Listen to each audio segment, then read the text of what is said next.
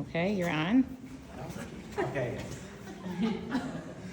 I was here to listen first, but of course I do have something prepared that I do want to share. I will try to be brief because I know there's probably a lot of really, really good stories here, but I want to touch on Mike in three ways. Mike first, my big brother. I'm the youngest of four. Mike was the big brother. Share a couple of stories you probably don't know about Mike, a few facts, and then maybe close out as Mike is a part of us and what all this is here. So I guess the first question I always ask myself when anyone passes is, where did they go?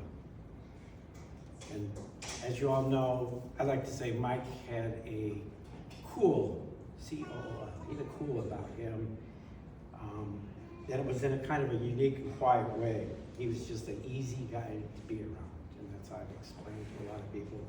When I talk about Mike, he was the true recreationalist, kind of a George Plimpton guy. Mike seemed to have his fingers in everything that was cool. He was, through his nieces and nephews, they talked about Mike as captain of his boat, they called him. He was a private pilot with an instrument rating. He was a red Corvette driving guy. Mike was a guitar playing guy, mixed his own music. He actually had an album on Amazon called Dark Eyes, which is the interpretation of his last name, Armenian, Karagosian. He played all the instruments and mixed all the music together. It was pretty good. Gotta admit that. He was a motorcycle riding guy. He was an advocate for men's health. He's a guy who saw Jimi Hendrix perform live. Oh, wow. Yeah, that's something you didn't know, and his nieces and nephews that was total wow. You also know he was Woodstock age, he was Vietnam era. He was 1960 muscle car guy. Kind of a few facts you probably don't know about Mike is that he was a active editorial contributor. And maybe many of you do know the story, but the one I liked is his editorial in the Atlantic, calling out a few military officials that were making some remarks about the performance of a MiG Russian jet compared to a US F-15, and Mike called them out technically. Two people were featured in the editorial rebuttal. It was Mike and Caspar Weinberger, who was the acting Secretary of Defense at the time. Something else you didn't know about Mike is that he was so small in high school that he actually had to carry a pillow with him to his driver's education class.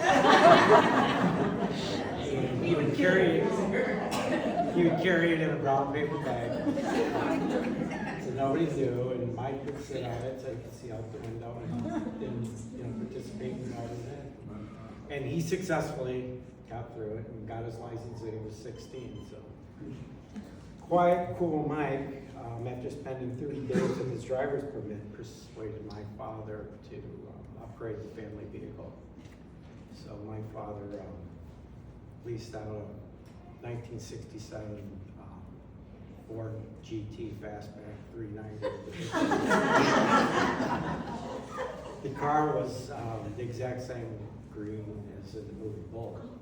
So now you've got a 16-year-old in his car. Somebody seemed to think this was a good idea. Probably Mike.